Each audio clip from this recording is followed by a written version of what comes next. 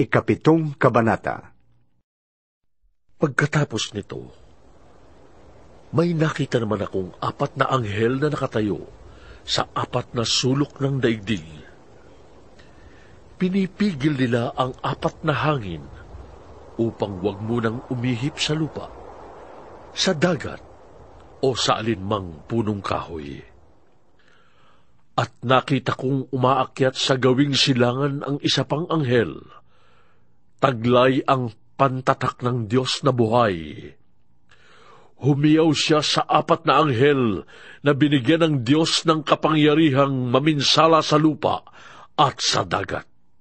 Huwag muna ninyong pinsalain ang lupa, ang dagat, o ang mga punong kahoy, hanggat hindi pa natin nalalagyan ng tatak sa noo ang mga lingkod ng ating Diyos.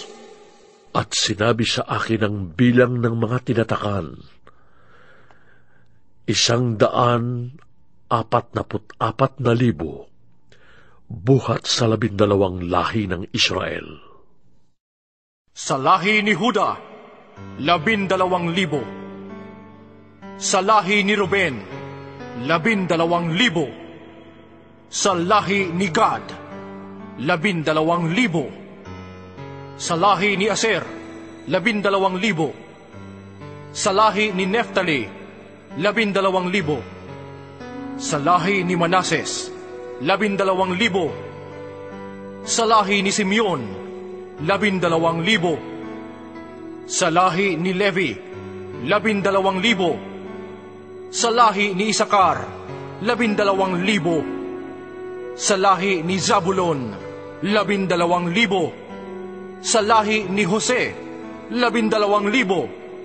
Sa lahi ni Benjamin, 12,000. Pagkatapos nito'y nakita ko ang napakaraming tao na di kayang bilangin ni numan. Sila'y mula sa bawat bansa, lahi, bayan at wika. Nakatayo sila sa harap ng trono at ng kordero. Nakadamit ng puti at may hawak na mga palaspas. Sinasabi nila ng malakas, "Ang kaligtasan ay mula sa kordero at sa ating Diyos na nakaupo sa trono." Tumayo ang lahat ng anghel sa palibot ng trono at ng mga pinuno at ng 4 na nilalang na buhay. At sila'y nagpatira pa sa harap ng trono at sumamba sa Diyos. Sabi nila, Amen!